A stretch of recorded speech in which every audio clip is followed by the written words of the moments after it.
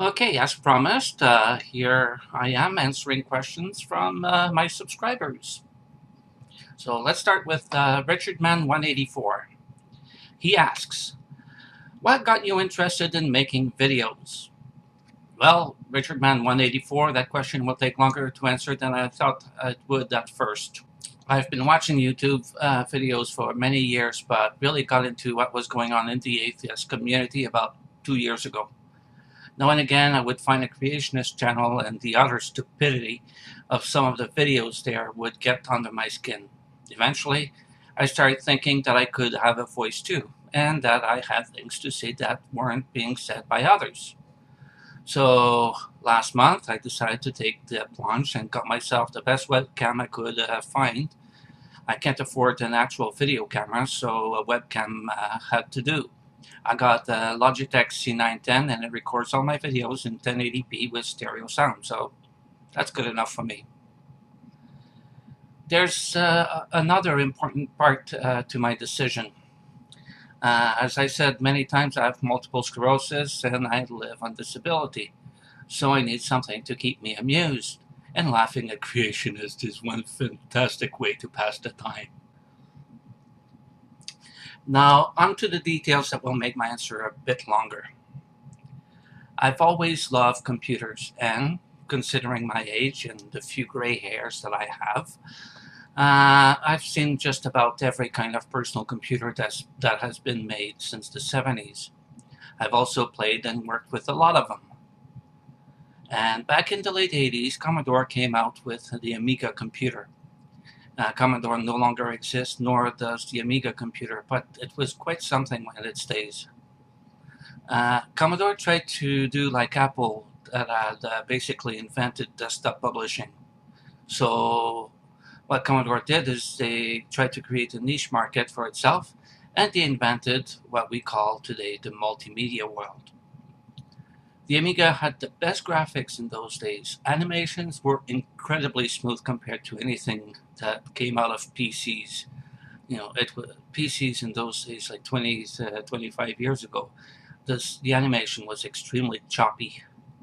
But the Amiga's was extremely smooth. The sound was great. It was quite a very good computer. There's a little cat here who wants attention. The company called NewTek and its Lightwave software started off with the Amiga. NewTek and its software was used to produce the sci-fi TV show Babylon 5. It was quite popular in the 90s. So that goes to show you how powerful the Amiga was. Aww, poor thing. Okay, say hello to the people. Say hello to everybody here. So, Vinny, here's my surprise. That's Ben Meister. Ben has been very busy the last few days while you and Vinny Cat were trying to check into my bank account. Here, Ben got into your bank account and stole all your money. So there. So back to the story. I bought myself an Amiga around 89, and I was dreaming of buying the software and the hardware necessary to produce my own videos. But that was an expensive proposition, and Commodore went bust before I was able to realize my dream.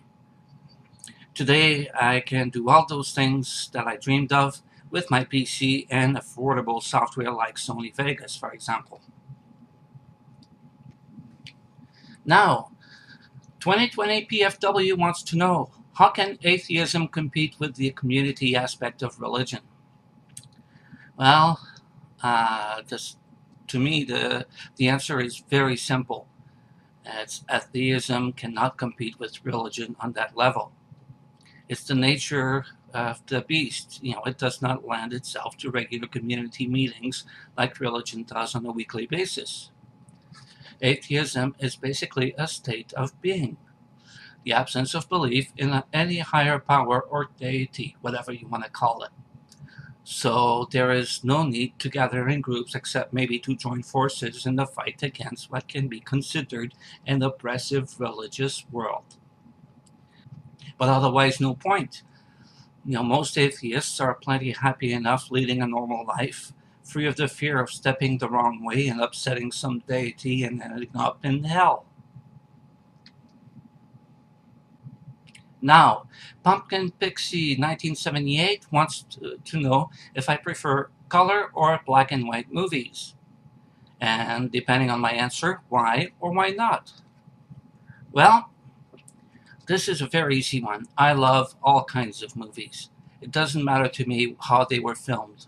For example, my favorite comedy is Arsenic and Old Lace. It's an old Frank Capra movie starring Cary Grant.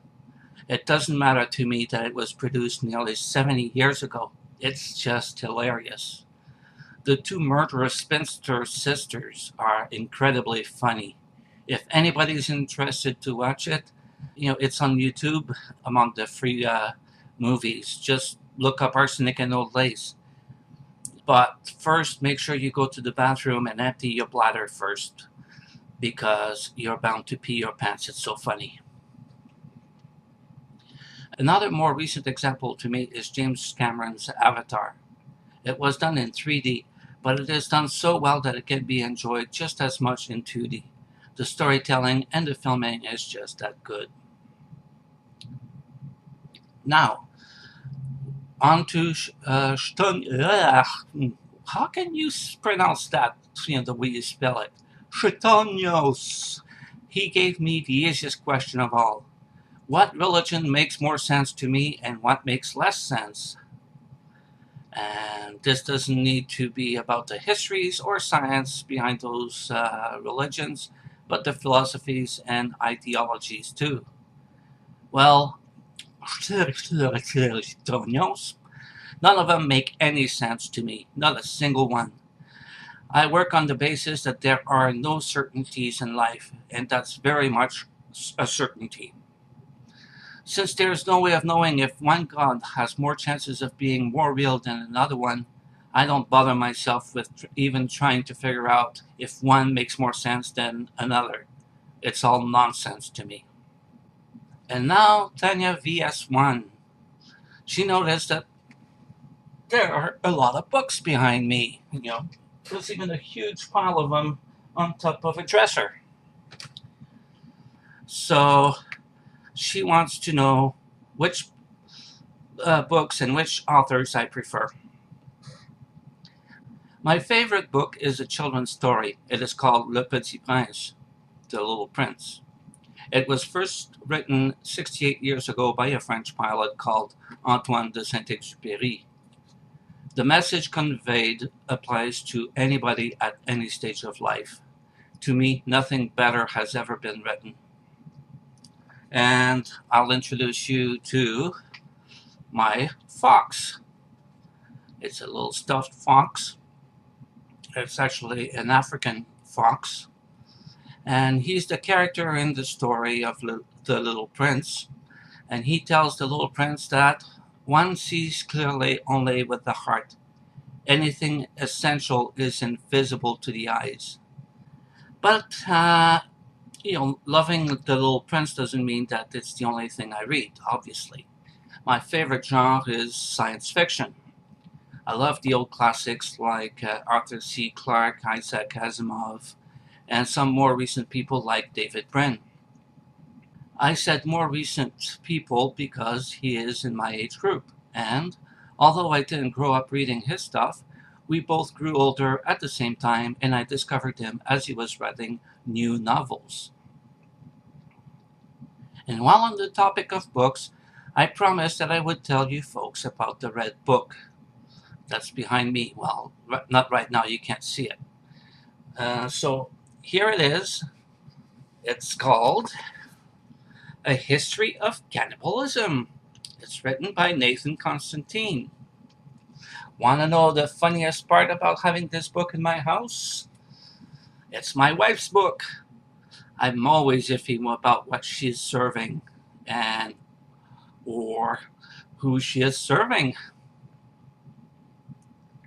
Aliaskis wants to know how I got my cat and, based on my video on my deconversion, how the priests in my high school were able to keep apart religion and science.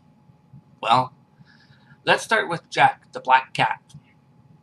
One day my wife and I went to a city shelter, and this kitten came to the edge of his cage and tried to get my attention. Once I picked him up, he promptly fell asleep in my hands. That settled it. We adopted him. Today he's a monster cat.